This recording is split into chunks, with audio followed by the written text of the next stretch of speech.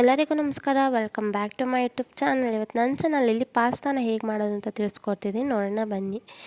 ಇಲ್ಲಿ ನಾನು ಫಸ್ಟ್ ಪಾಸ್ತಾನ ಬೇಯಿಸ್ಕೊಳ್ಳೋದಕ್ಕೆ ಒಂದು ಚೊಂಬಷ್ಟು ನೀರು ಹಾಕೊಂಡು ಒಂದು ಪಾತ್ರೆಗೆ ಸ್ವಲ್ಪ ರುಚಿ ಮತ್ತು 2 ಟೇಬಲ್ ಸ್ಪೂನಷ್ಟು ಎಣ್ಣೆ ಹಾಕ್ಕೊಂಡು 2 ಬೌಲಷ್ಟು ಪಾಸ್ತಾನ ಬೇಯಿಸ್ಕೊತಿದ್ದೀನಿ. ಯಾಕೆ ನಾನು ಎಣ್ಣೆ ಹಾಕ್ಕೊತಿದ್ದೀನಿ ಅಂದರೆ ಪಾಸ್ತಾ ಅಂಟಂಟು ಬರೋಲ್ಲ ಬೇಯಿಸಿದಾಗ, ಆವಾಗ ಬಿಡಿ ಬಿಡಿಯಾಗಿರುತ್ತೆ. ಅದಕ್ಕೋಸ್ಕರ ನಾನು ಎಣ್ಣೆ ಹಾಕ್ಕೊತಿದ್ದೀನಿ ಬೇಯಿಸ್ಬೇಕಾದ್ರೆ. ಸೊ ಇವಾಗ ಪಾಸ್ತಾನ ಹಾಕ್ಕೊಂಡು ಎಲ್ಲ ಚೆನ್ನಾಗಿ ಮಿಕ್ಸ್ ಮಾಡಿ ಚೆನ್ನಾಗಿ ಬೇಯಕ್ಕೆ ಬಿಡೋಣ. ಅಲ್ಲಿವರೆಗೂ ನಾವು ಇದಕ್ಕೆ ಬೇಕಾಗಿರುವಂಥ ಒಂದು ಪೇಸ್ಟ್ನ ಕೂಡ ರೆಡಿ ಮಾಡ್ಕೊಳ್ಳೋಣ ಬನ್ನಿ. ಇಲ್ಲಿ ನಾನು ಸ್ವಲ್ಪ ಪಾಸ್ತಾ ಮಾಡ್ತಿರೋದ್ರಿಂದ 2 ಹಸಿಮೆಣ್ಸಿನ್ಕಾಯಿ ತೊಗೊಂಡಿದ್ದೀನಿ. ಅದಾದಮೇಲೆ ಶುಂಠಿ, ಬೆಳ್ಳುಳ್ಳಿ, ಸ್ವಲ್ಪ ಕೊತ್ತಂಬರಿನ ಹಾಕ್ಕೊಂಡು ಸ್ವಲ್ಪ ನೀರು ಹಾಕ್ಕೊಂಡು ಚೆನ್ನಾಗಿ ಪೇಸ್ಟ್ ಮಾಡ್ಕೊತಿದ್ದೀನಿ. ಇದು ಪೇಸ್ಟ್ ಆದಮೇಲೆ ಇವಾಗ ನಾವು ಪಾಸ್ತಾ ಬೆಂದಿದ್ದೀವಲ್ವ ಅಂತ ನೋಡೋಣ ಬನ್ನಿ. ನೋಡಿ ಪಾಸ್ತಾ ಎಷ್ಟು ಸಾಫ್ಟಾಗಿದೆ ಅಂತ. ಇಷ್ಟು ಸಾಫ್ಟ್ನೆಸ್ ಬರಬೇಕು ಅಲ್ಲಿವರೆಗೂ ನೀವು ಚೆನ್ನಾಗಿ ಬೇಯಿಸ್ಕೊಬೇಕು. ಇದು ಇನ್ನು ಚೆನ್ನಾಗಿ ಬೆಂದಿದೆ ಅಂದಮೇಲೆ ಇದನ್ನು ಚೆನ್ನಾಗಿ ಡ್ರೈನ್ ಮಾಡಿ ಇಟ್ಕೊಳ್ಳೋಣ.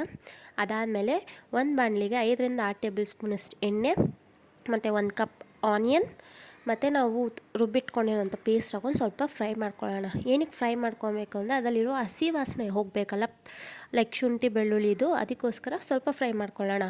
ಇಲ್ಲಿ ಪಾಸ್ತಾಗೆ ಎಣ್ಣೆ ಜಾಸ್ತಿನೇ ಹಾಕಬೇಕು, ಯಾಕಂದರೆ ಇದು ಬಂದು ತುಂಬ ಬೇಗ ಅಂಟ್ಕೊಂಬಿಡುತ್ತೆ. ಅದಕ್ಕೋಸ್ಕರ ಎಣ್ಣೆ ಜಾಸ್ತಿ ಹಾಕಿನೇ ಮಾಡಬೇಕು.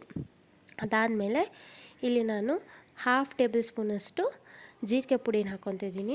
ಅದಾದಮೇಲೆ 1 ಬೌಲಷ್ಟು ಕ್ಯಾಪ್ಸಿಕಮ್, 1 ಟೊಮ್ಯಾಟೊ ಸಣ್ಣಕ್ಕೆ ಹೆಚ್ಚಿಟ್ಕೊಂಡಿದ್ದೆ, ಅದನ್ನು ಕೂಡ ಹಾಕ್ಕೊಂಡು ಚೆನ್ನಾಗಿ ಎಲ್ಲನೂ ಮಿಕ್ಸ್ ಮಾಡ್ಕೊತಿದ್ದೀನಿ. ಇದು ಚೆನ್ನಾಗಿ ಬೇಯಲಿ. ಅದು ಬೇಯೋ ಗಂಟ ಇದಕ್ಕೆ ಬೇಕಾಗಿರೋ ಮಸಾಲ ಪೌಡರ್ನ ಸಹ ರೆಡಿ ಮಾಡ್ಕೊಳ್ಳೋಣ. ಇಲ್ಲಿ ನಾನು ಮಸಾಲ ಪೌಡರ್ಗೋಸ್ಕರ 1 ಬೌಲ್ ತೊಗೊಂಡಿದ್ದೀನಿ. ಆ ಬೌಲಲ್ಲಿ ಮನೆಯಲ್ಲೇ ತಯಾರಿಸಿದಂಥ ಗರಂ ಮಸಾಲ ಪೌಡರು, ಅದಾದಮೇಲೆ ಧನಿಯಾ ಪುಡಿ, ರೆಡ್ ಚಿಲ್ಲಿ ಪೌಡರು, ಆಮೇಲೆ ಪೆಪ್ಪರ್ ಪೌಡರ್, ಸ್ವಲ್ಪ ಚಾಟ್ ಮಸಾಲ. ಸೊ ಚಾಟ್ ಮಸಾಲ ಬಂದು ನಾನು ಆಚೆಯಿಂದನೇ ತೊಗೊಂಡಿದ್ದೀನಿ. ಸೊ ನೀವು ಕೂಡ ಆಚೆಯಿಂದನೇ ತೊಗೊಬೋದು. ಸೊ ಇದನ್ನೆಲ್ಲ ಹಾಕ್ಕೊಂಡು ಒಂದು ಬೌಲಲ್ಲಿ ಇಟ್ಕೊಳ್ಳೋಣ.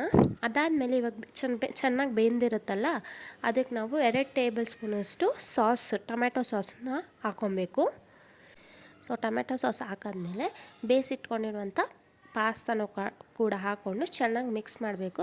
ಇದು ಚೆನ್ನಾಗೆಲ್ಲ ಮಿಕ್ಸ್ ಆದಮೇಲೆ ಇದಕ್ಕೆ ನಾವು ಆಲ್ರೆಡಿ ರುಚಿ ಹಾಕಿರ್ತೀವಿ ಬೇಯಬೇಕಾದ್ರೆ, ಅದಕ್ಕೋಸ್ಕರ ಇಲ್ಲಿ ಸ್ವಲ್ಪ ಪುಡಿ ಉಪ್ಪು ಹಾಕ್ಕೊಂಡು, ಅದಾದಮೇಲೆ ನಾವು ಮಿಕ್ಸ್ ಮಾಡಿ ಇಟ್ಕೊಂಡಿದ್ವಲ್ಲ ಮಸಾಲ ಪೌಡರ್ಸ್, ಅದನ್ನು ಹಾಕಿ ಎಲ್ಲ ಚೆನ್ನಾಗಿ ಮಿಕ್ಸ್ ಮಾಡಿ 1-2 ನಿಮಿಷ ಪ್ಲೇಟ್ ಮುಚ್ಚಿ ಬೇಯಿಸಿದ್ರೆ ನಮ್ಮ ಪಾಸ್ತಾ ರೆಡಿ ಆಗುತ್ತೆ.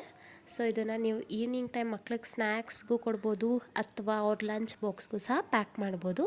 ಇದು ತುಂಬಾ ಟೇಸ್ಟಿ ಮತ್ತು ಸಿಂಪಲ್ಲಾಗಿರುತ್ತೆ. ಇನ್ನೂ ಯಾರು ನನ್ನ ಚಾನಲ್ನ ಸಬ್ಸ್ಕ್ರೈಬ್ ಮಾಡ್ಕೊಂಡಿಲ್ವೋ ಬೇಗ ಸಬ್ಸ್ಕ್ರೈಬ್, ಶೇರ್, ಲೈಕ್ ಮಾಡಿ. Thank you.